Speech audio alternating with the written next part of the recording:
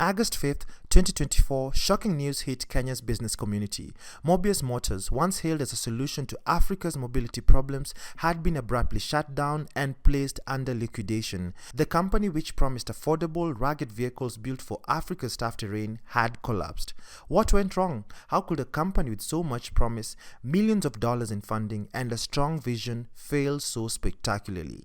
Today, we dive deep into the rise and fall of Mobius Motors, a company founded to revolutionize transport across Africa. From its billionaire backers to its ambitious founder, from its boardroom power struggles to its devastating tax disputes, we are uncovering the layers of a business that once stood as a beacon of innovation but now lies in ruins.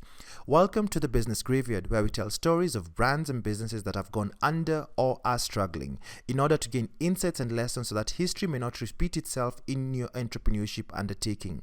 Subscribe to our channel, hit the notification button so that you can be updated on our future videos. Also, don't forget to share your views and feedback through liking and commenting on the video.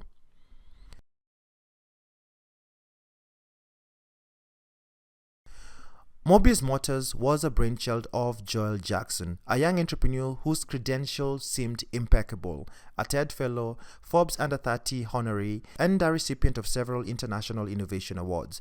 Joel's vision was clear: build a rugged, affordable vehicle for Africans' harsh roads.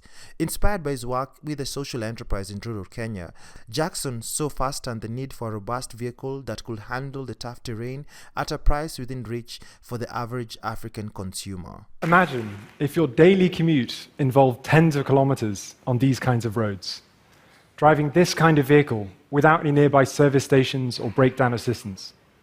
For millions of drivers in many parts of Africa, this is the norm. Since over 90% of passenger cars are imported, often used, they're just not designed for local usage. High import duties often compound the problem, sometimes doubling the price of a car.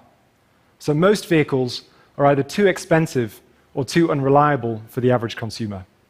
Well-designed vehicles are only part of the transport challenge, though. For every 100 adults in Africa, less than 5 people actually own a vehicle.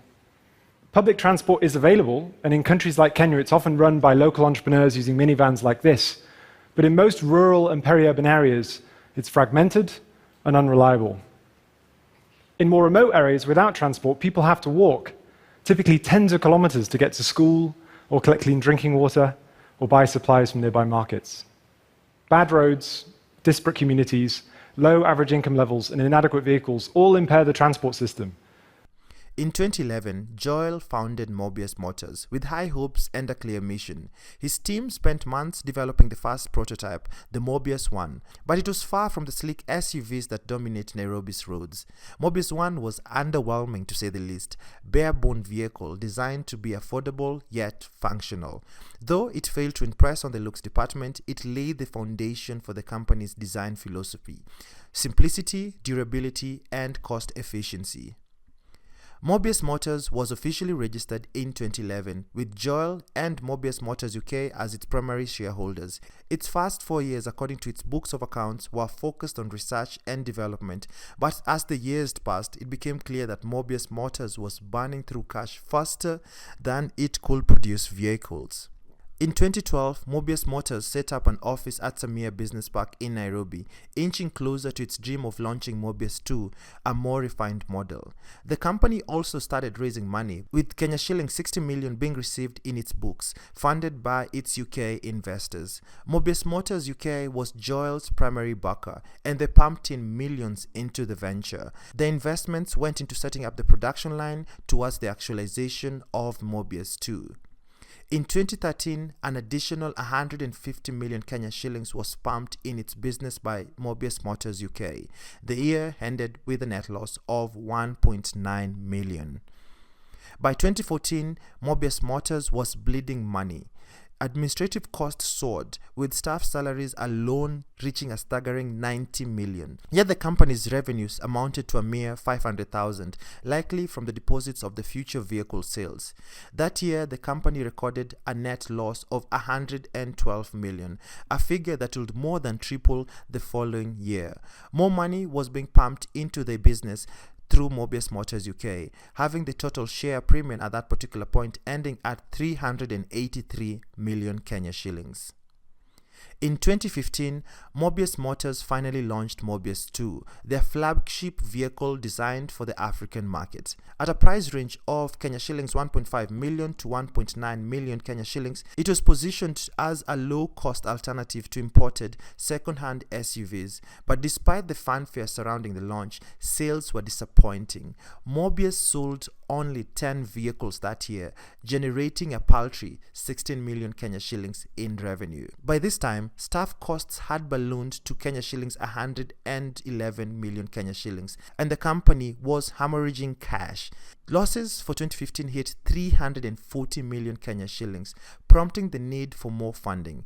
Joel Jackson turned to his investors once again, securing $7.3 million from its shareholders, including Playfair Capital, and also got a loan of $5 million from Overseas Private Investment Corporation, a U.S. government agency.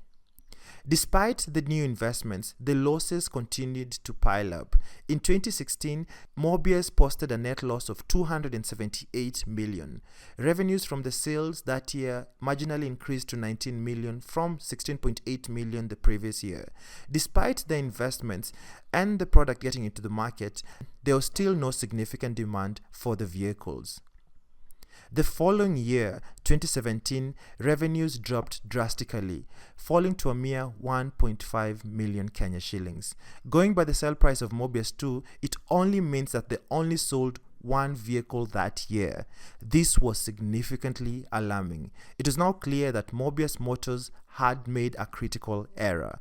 They assumed that Kenyans, particularly those in the rural areas, were desperate for a locally made, low-cost SUV, but the reality was different. The used car market in Kenya is dominated by Japanese and European vehicles, which have become status symbols. Even at a lower price, Mobius couldn't compete with the prestige of a second-hand Toyota or a Land Rover. Despite the challenges, Mobius Motors pressed on. They attracted more investors and got the backing of high-profile investors, including American billionaire Richard Parsons, who has a net worth of $4.7 billion. Their shareholding grew from the funding series in 2018, increasing the number of shareholders to 38, including Kenyan shareholders and investors Chandaria Industries. Despite the investments, the company was still struggling to find buyers for its cars. The company's focus then shifted to developing the Mobius 3, an upgraded model that aimed to recapture the market and hope that it will change the tide. Just as Mobius was gearing up to scale, another challenge arose, this time round from the Kenya Revenue Authority. The tax authority conducted an audit on Mobius financials from the year 2014 to 2018, resulting in a massive 85 million Kenya shillings tax bill. Mobius contested the assessment in court, but the appeal was dismissed in 2020, leaving the company on shaky ground. By late 2020, the pressure was too high. Joel Jackson, the company's founder, was silently ousted, and Nicholas Ruger, a seasoned automotive executive with 30 years of experience, took the helm. Ruger had previously worked with Jaguar Land Rover and PSA Group, and many hoped that through his expertise, he could turn things around for Mobius Motors. Under Ruger's leadership, Mobius 3 hit the market, retailing for close to 4 million Kenya shillings. Mobius 3 looked more sleek, and it was hoped that it would change the tide for Mobius, but it was too little, too late. The car struggled to gain traction, and the investors were growing impatient. With no new capital injections and a failed attempt to attract new investors, the writing was on the wall. The company struggled not only for sales, but also to remain afloat. On August 5th, 2024, Mobius Motors held a meeting of shareholders where it was resolved to place the company under liquidation. The dream of creating Africa's first homegrown automotive giant was officially over. Director Nicholas Gilbert issued a creditor's voluntary insolvency notice on Monday, saying the decision followed a stakeholder meeting earlier in the day. Liquidation involves bringing a business to an end and distributing its assets to claimants. It occurs when a company is insolvent, when it cannot pay its debts. Mobius, which raised $56 million across 5 funding rounds, manufactured low-priced SUVs targeting the small and medium enterprises in infrastructure, agribusiness, and supplies, operating in remote areas, requiring vehicles that could withstand rough terrains. Opened in 2013, the Nairobi-based company launched its first car, the Mobius One, the following year, albeit to mixed reactions on its stripped-down look despite its 1.3 million shillings price tag at the time. The automaker would later follow up the flagship car with Mobius 2 and Mobius 3 models, which are spruced up but still rugged SUVs priced at 1.5 million shillings and 3.9 million shillings respectively as of 2022. With Mobius closure, it remains to be seen whether another car maker or the e-mobility sector players who have been taking on Kenya's public transport sector might take up the Kenyan, quote-unquote, Kenyan Mercedes dream.